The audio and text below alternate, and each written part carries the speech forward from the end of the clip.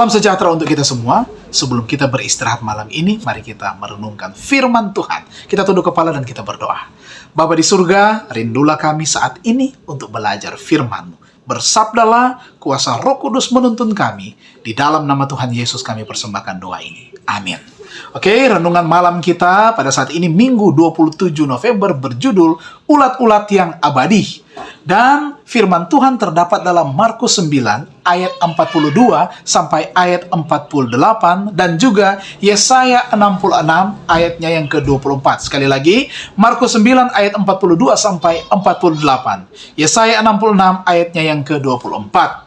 Nah, berbicara tentang ulat-ulat di sini, beberapa menafsirkan kata benda tunggal ulat dalam Markus 9 ayat 48 sebagai kiasan terhadap jiwa yang seharusnya atau roh orang jahat yang setelah kematian terbang ke neraka di mana ia tidak pernah mati dan menderita siksaan abadi.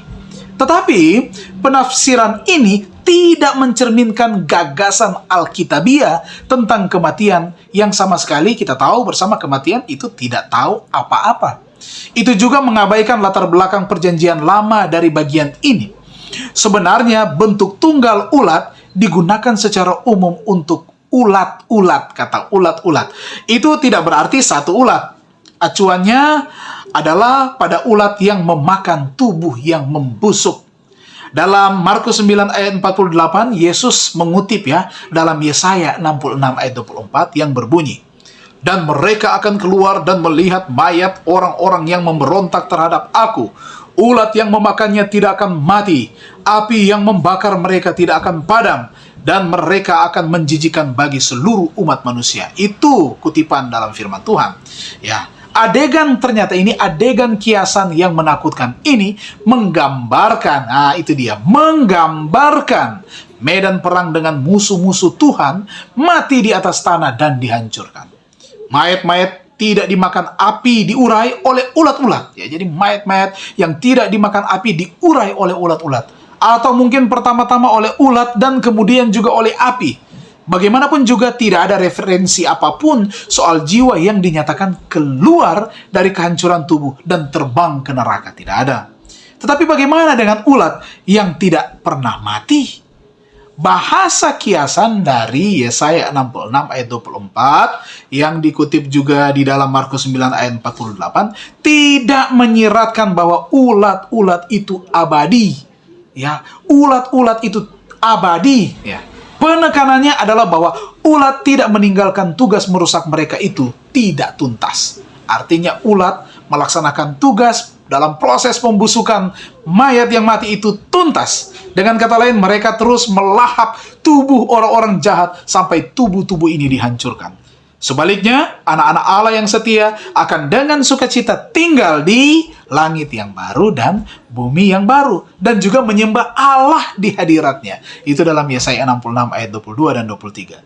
Dengan mengingat takdir yang begitu berbeda, tidak heran jika Yesus menyatakan bahwa akan jauh lebih baik bagi seseorang untuk masuk ke dalam kerajaan Allah tanpa bagian penting katanya dari tubuhnya, seperti tanpa tangan, kaki, atau bahkan mata, daripada memiliki tubuh yang sempurna, tetapi akan dihancurkan oleh ulat-ulat dan api karena penghukuman di dalam Markus 9 ayat 42 sampai 48. Pada akhirnya, saudara-saudaraku, kita harus benar-benar diselamatkan atau benar-benar hilang. Tidak ada jalan di tengah. Benar diselamatkan atau benar hilang. Tidak ada jalan tengah. Kita dapat memiliki hidup yang kekal atau akan menghadapi kehancuran yang kekal. Pilihan ada di tangan kita. Tuhan memberkati kita. Kita menyanyi pujian. Hampirlah malam, mari ya Tuhan, sertai aku, beri perhentian, karena ku harap hanya padamu. Yesus menolong, tinggal sertaku. Kita berdoa. Terima kasih Tuhan, kami boleh beribadah pada malam ini. Terima kasih untuk hari yang indah Tuhan karuniakan kepada kami. Karunia istirahat yang senang dan nyaman menjadi bagian kami semua. Diberkati bersama-sama dengan kaum keluarga kami. Bangun besok pagi dengan kekuatan yang baru adalah doa dan harapan kami. Dalam nama Tuhan Yesus kami persembahkan.